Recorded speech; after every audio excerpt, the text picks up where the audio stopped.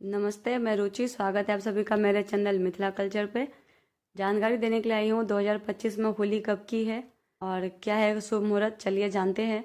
हिंदू धर्म में होलिका दहन का अत्यधिक महत्व होता है। होलिका दहन के अगले दिन रंगों वाली होली खेली जाती है। ऐसे में जानते हैं होलिका दहन की तिथि और मुहूर्त के बारे में, चलिए जानते हैं। होली को बुराई पर अच्छाई की जीत का पर्व कहा जाता है। कहते हैं होली के दिन तो पराये भी गिले शिकवे भूलकर अपने हो जाते हैं। हर साल फागुन मास की पूर्णिमा पर होली मनाई जाती है। होली का पहला दिन होलिका दहन का होता है, जिसमें लकड़ियों से होलिका तैयार की जाती है और जलाई जाती है। इसके अगले दिन रंगों वाली होली खेली जाती है।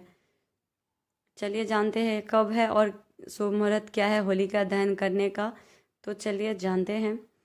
हिंदू पंचांग के अनुसार फागुन माह की पूर्णिमा तिथि 13 मार्च की सुबह 10:35 पर शुरू होगी और 14 मार्च दोपहर 12:23 पर पूर्णिमा तिथि का समापन हो जाएगा। इसलिए होलिका दहन 13 मार्च गुरुवार के दिन किया जाएगा। इसके अगले दिन यानी 14 मार्च शुक्रवार के दिन होली खेली जाएगी। होलिका जलाने का शुभ मुहूर्त रात 11:26 से अर्धरात्रि 12:29 तक है। इस समयावधि में होलिका दहन किया जाएगा। होलिका दहन पर वृद्धा का साया। होली पर अक्सर ही वृद्धा का साया देखने को मिलता है। इस साल भी होलिका दहन पर वृद्धा का साया लग रहा है। वृद्धा का साया होने पर होलिका दहन करना वर्जित माना जाता है। होलिका दहन के दिन सुबह 10:35 से रात 11:26 तक वृद्धा का साया रहेगा।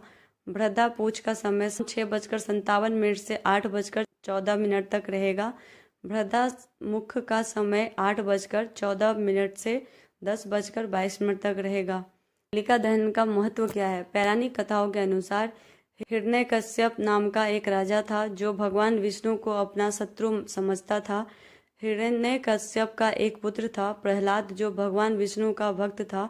ऐसे में हिरण्यकश्यप अपने ही छोटे बालक को मारने की कोशिश करने लगा। हिरण्यकश्यप बार बार प्रहलाद को मारने की कोशिश करता और बार बार भगवान विष्णु की कृपा से प्रहलाद बच जाता था। एक बार हिरण्यकश्यप ने प्रहलाद को मारने के लिए एक योजना बनाई। उसने अपनी बहन होलिका से प्रहलाद को लेकर अग्नि में बैठने के लिए कहा। होलिका को कभी न जलने का वरदान प्राप्त था। होलिका ने भाई की बात मानी और फागुन पूर्णिमा पर प्रहलाद को अग्नि के ढेर में लेकर बैठ गई। भगवान विष्णु की कृपा से प्रहलाद तो जलने से बच गया, लेकिन होलिका जलकर भस्म हो गई। इसी दिन से बुराई पर अच्छाई की जीत के रूप में हर साल होलिका दहन किया जाता है। तो यही जानकारी थी मेरे पास जो मैंने आप सभी को बताया है। हैप्पी होली। जय मिथिला, जय मैथिली।